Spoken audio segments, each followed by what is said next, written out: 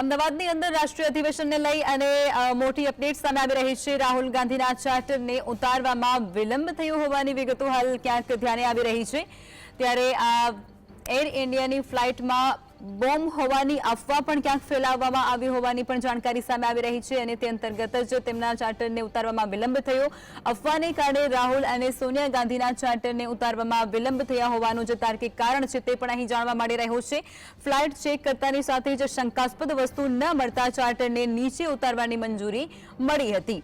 રાહુલ ગાંધીના ચાર્ટરને ઉતારવામાં વિલંબ થયો હોવાની વિગતો અને તે પાછળનું તાર્કિક કારણ પણ સામે આવી રહ્યું છે। એર ઇન્ડિયાની ફ્લાઇટમાં બોમ્બ હોવાની અફવા ફેલાવવામાં આવી હતી, ત્યારે આ અફવાને ધ્યાનમાં રાખી અને ચેકિંગ પણ હાથ ધરવામાં આવ્યું।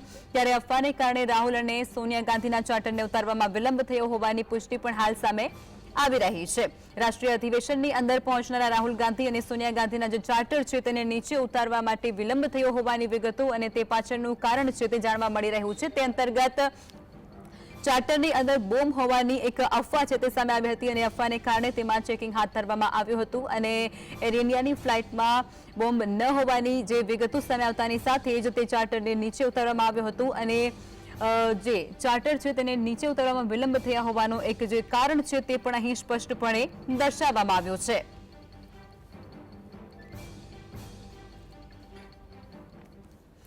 સંવાદદાતા જતીન ફોનલાઈન પર જોડાઈ ચૂક્યા છે।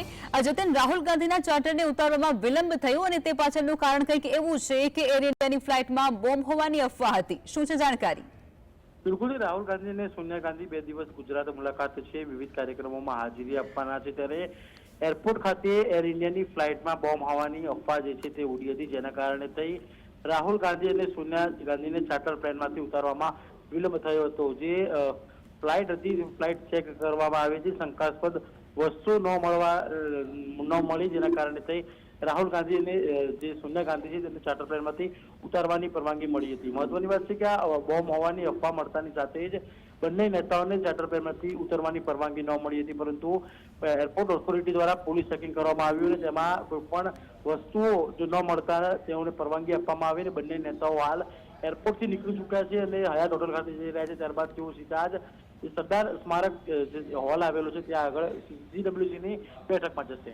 જી જતીન, આ જે અફવા છે તે કોના દ્વારા ફેલાવવામાં આવી હતી અને તેના પાછળના તર્ક વિતર્ક અંગે કોઈ ખરું જાણકારી? બિલકુલ, હાલ એરપોર્ટ ઓથોરિટી દ્વારા કંઈ કહેવામાં નથી આવ્યું, પરંતુ અફવા ઉડી હતી કે એર ઇન્ડિયાની ફ્લાઇટમાં બોમ્બ મૂકવામાં આવ્યો છે, જેને લઈ બંને નેતાઓને સુરક્ષિત રાખવા માટે ચાર્ટર પ્લેનની અંદર જ રહેવા સૂચન આપવામાં આવ્યું હતું। અફવા મળી હતી, જેને લઈ તરત જ પોલીસ દ્વારા તેમજ ઓથોરિટી દ્વારા ચેકિંગ હાથ ધરવામાં આવ્યું હતું અને તેમાં સંપૂર્ણપણે ચેકિંગ કર્યા બાદ કોઈ પણ પ્રકારનો બોમ્બ હોવાની અફવા જે કોઈ ફેલાઈ હતી જેને લઈ તમામ પ્રકારનું ચેકિંગ કરવામાં આવ્યું હતું અને હાલ બંને નેતાઓ સુરક્ષિત કરીને એરપોર્ટની બહાર કાઢી દેવામાં આવ્યા છે। જી જતીન, આભાર જોડાયા અને જાણકારી આપી તે બદલ।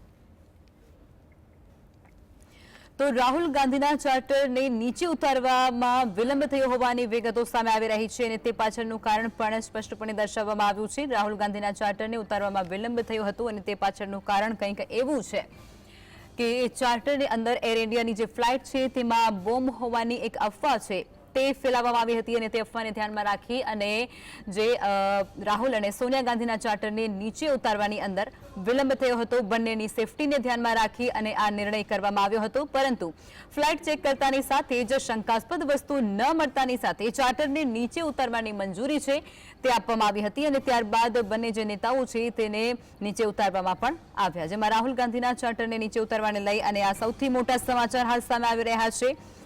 એર ઇન્ડિયાની ફ્લાઇટમાં બોમ્બ હોવાની અફવાને કારણે તેઓના જે ચાર્ટર છે તેને નીચે ઉતારવામાં વિલંબ થયો હતો। રાહુલ અને સોનિયા ગાંધી બંને કોંગ્રેસના દિગ્ગજ નેતાઓ તેમાં ઉપસ્થિત હતા અને તેને જ કારણે તેમના જે સેફટી છે તેને ધ્યાનમાં રાખી આ નિર્ણય કરાયો હતો, પરંતુ ફ્લાઇટને ચેક કરતા શંકાસ્પદ વસ્તુ ન મળતા આખરે ચાર્ટરને નીચે ઉતારવાની મંજૂરી મળી હતી।